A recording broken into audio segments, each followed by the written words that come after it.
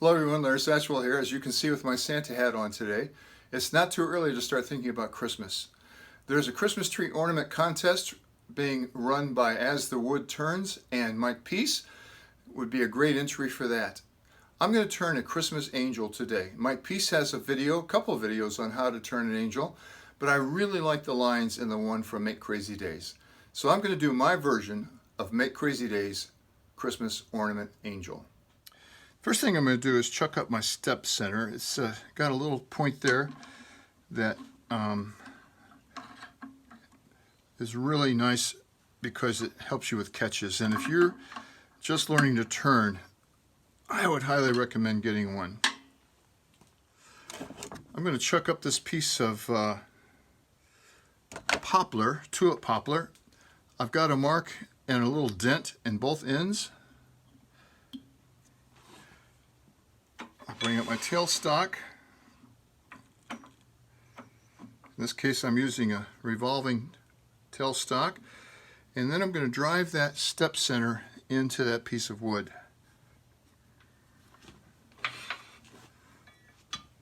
I wished I had a 6-inch tool writh, but I don't. I have a 4 and a 12. The 4 is too short and the 12 is too long, but it is what it is. So twist turn it a couple of times to make sure it's not going to hit. Safety. I can't be responsible for your safety. I have no jewelry on, my shirt's tucked in, and I'm going to be wearing my shield. So I'm going to turn this on about 500 out of the way to make sure nothing flies off at me.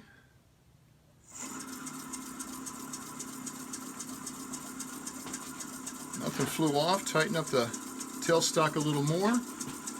Bring that up to about 1,000. I like this German ground roughing gouge. It has rounded edges as opposed to this one that does not. Either one will work fine for this. I'm just going to take the corners off of this.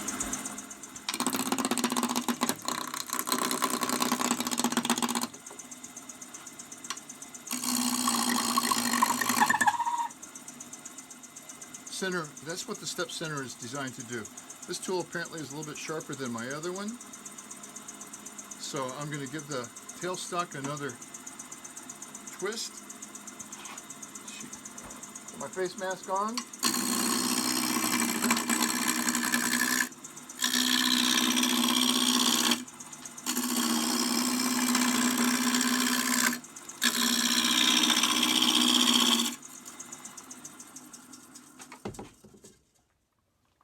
Well, I'm almost round. A couple flat spots, but I can move my tool rest up a little bit.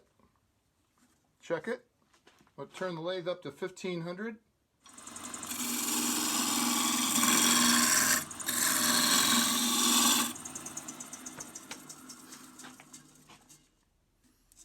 Now that's round, but it's not very smooth. That's not critical right now. This was a pretty square block, but I'm going to face this off a little bit using a skew.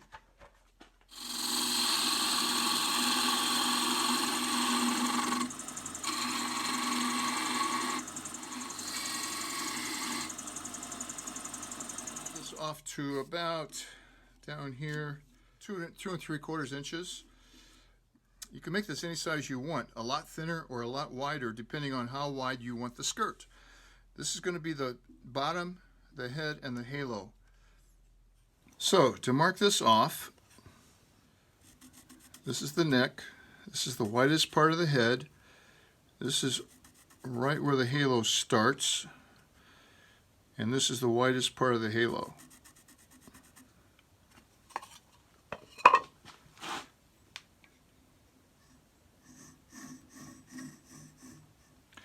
This blank is a little bit shorter than I wanted it to be, so I'm not going to have a lot of room. For error down here. Now I could make the skirt a little bit shorter, and let's move everything down there. But first things first, I'm going to put a tendon right here. drive center is right here, and the jaws are going to be putting this tendon in right here, so it's a real easy visual to see how far down I need to go.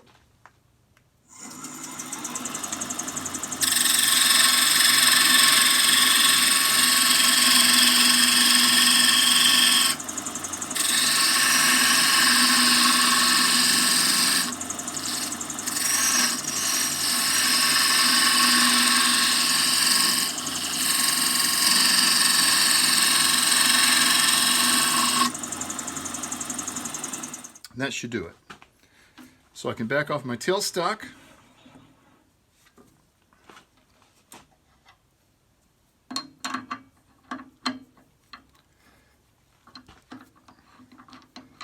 Take out the drive center. Open up the jaws. So it's resting on this square shoulder. Give it a nice snugness. Bring up my tailstock again, and now I can crank down on this because I don't want this to go anywhere.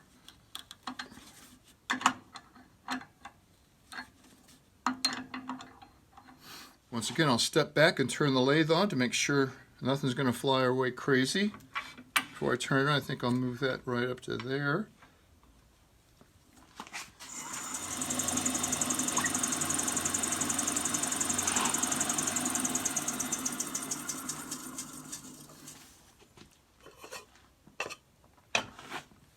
That looks pretty good.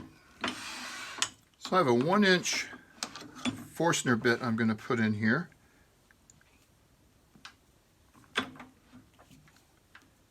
I'm going to drill a hole about halfway up here to make this a little bit lighter. Now Make Crazy Days turned their angel the other direction. I'm turning it this direction for a couple of reasons. One is I want to put a hole in the bottom of it to lighten it up. The second is I'm right-handed, and it's a lot easier for me to move the tools this direction than to move it this direction. I'm going to reduce the lathe speed down to about 500. Hold this and start advancing that.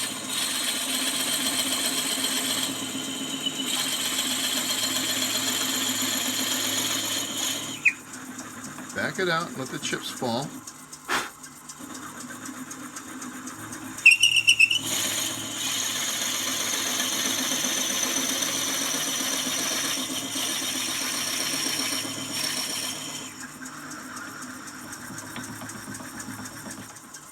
And that'll do. Because now I want to hollow this out. And for me, this is the most difficult task. Cindy Drozier taught me that. Saves getting all those shavings in your eye. So I've got a 1/2-inch bolt gouge here. Let's give it a try. I'm going to crank this back up to about 800, 900. It's at 925 right now. And I'm going to reach in.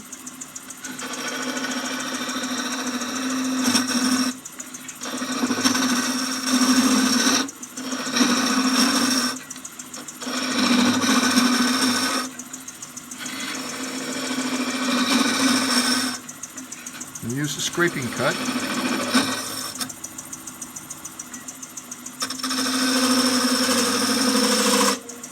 And now I've created a little place for my bevel. So now I can reach in with my bevel and do a little more aggressive cut. Now I don't want this to be hollowed out all the way. I want it to be at an angle. Flute closed. Then I can start turning it up a little bit.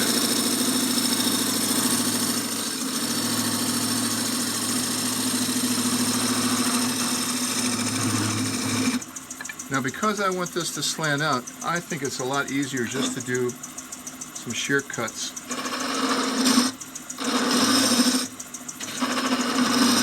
Now I'm going to take a scraper, and this is one of my original Craftsman scrapers I've probably picked up at a garage sale. I've ground it into this half scraper here, and I really like it to get a smooth cut.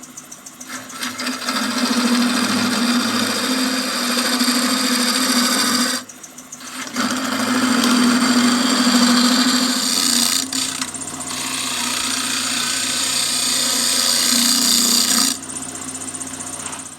I could go a lot deeper. I'm right here. I just don't want to make a funnel. I'm going to bring my tailstock back up. You could probably turn this without a tailstock in here. You could also turn without a face shield. I just don't recommend it. So I didn't drill too deep. I'm going to give myself a little bit more space, as close as it looks. Lathe at 2000. Face shield is down.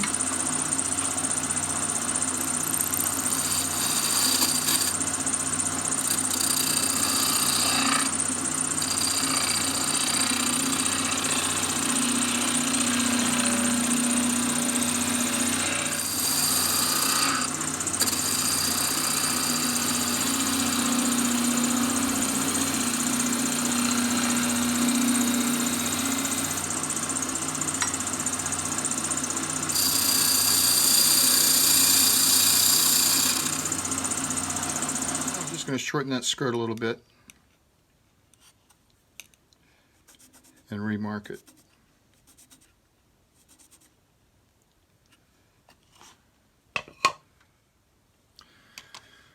I like to set my calibers about 1/8 of an inch too big, and so this is about 7/8. That's the narrowest part right here is going to be 3/4 of an inch. So use a nice wide diamond shaped parting tool to cut that in.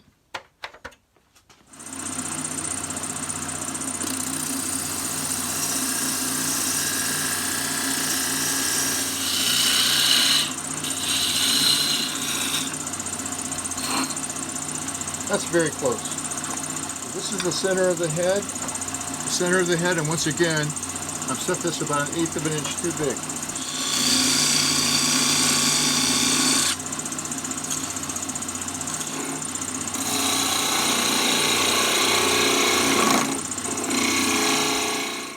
I couldn't figure out why this wasn't cutting, and I went back to the grinder, and yesterday I left the grinder cutting that scraper at 70 degrees, and the angle of my platform was still at 70 degrees. So now I'm back to 45. It should cut a lot better.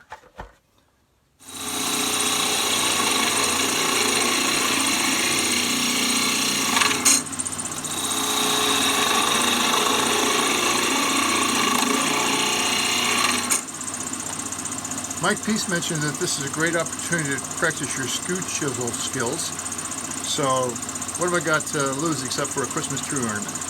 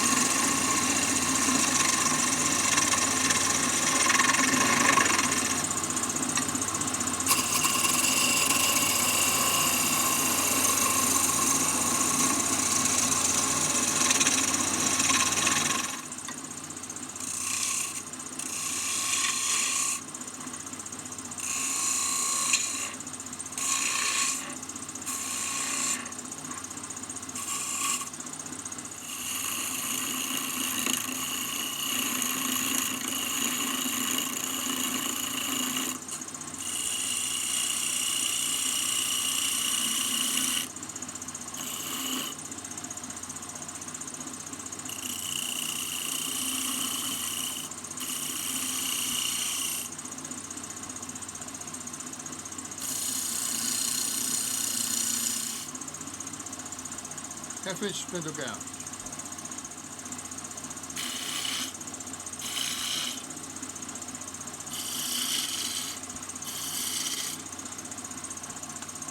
This part was way bigger than it needed to be, so I just practiced my skew, and you know, it looks like I need some practice. So I'm getting down to where I need to be more careful, so I'm switched over to my spindle gouge.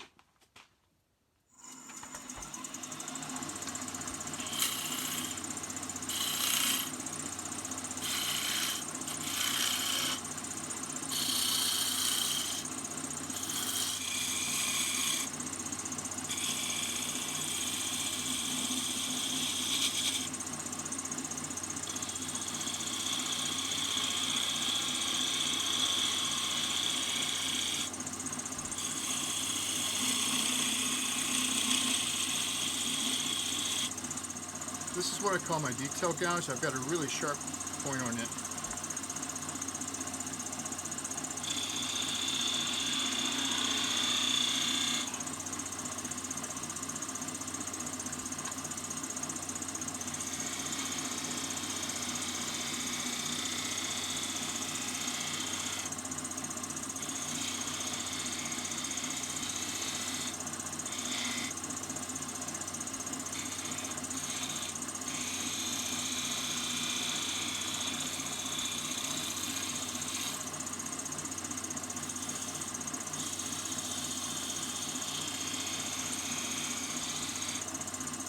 It's what Mike Peace calls a pumpkin head, so I'm going to try to make that a little more oval.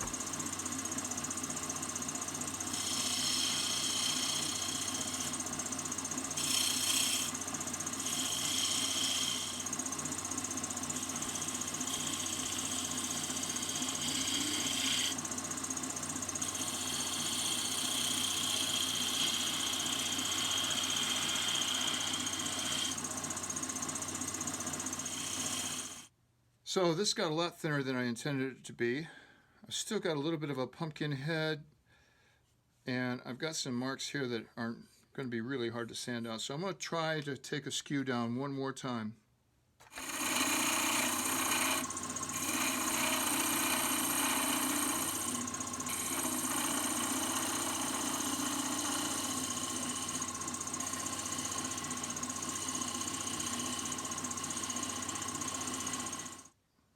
So at this point, I'm going to go ahead and sand this.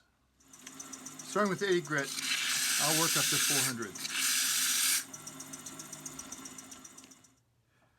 All right, I've got it sanded up to 400. Don't see any major flaws. I'm going to bring my tailstock back up and work on the halo. I'm certainly going to take light, easy cuts here. This is not a time I want to mess up.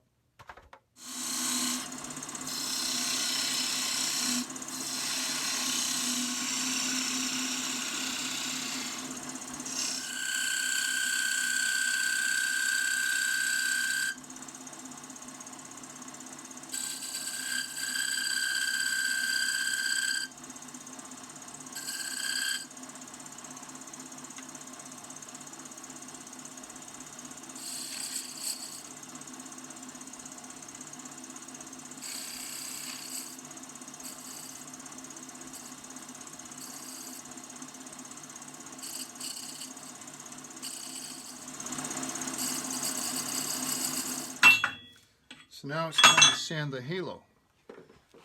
Once again, 80, 100, 120, 150, 180, 220, 320, 400.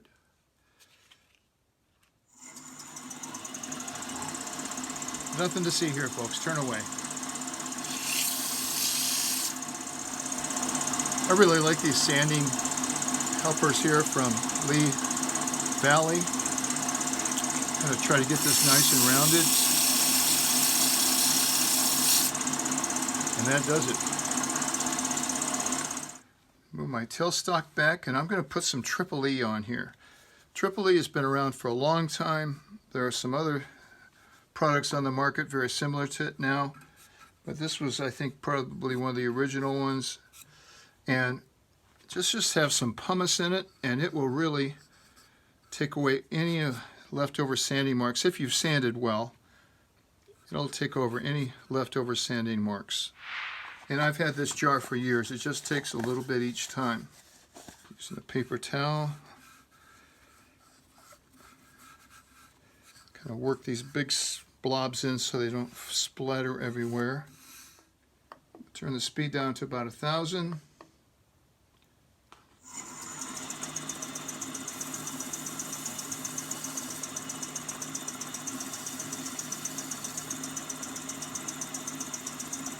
Keep using a fresh towel until there's no sign of the Triple E being on it anymore.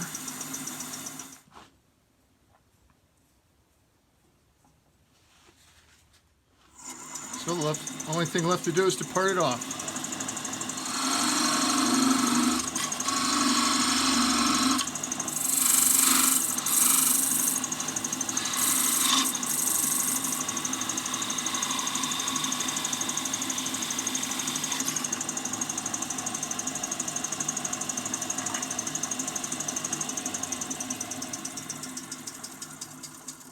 funny. We'll sand that off, and this angel's ready for her wings.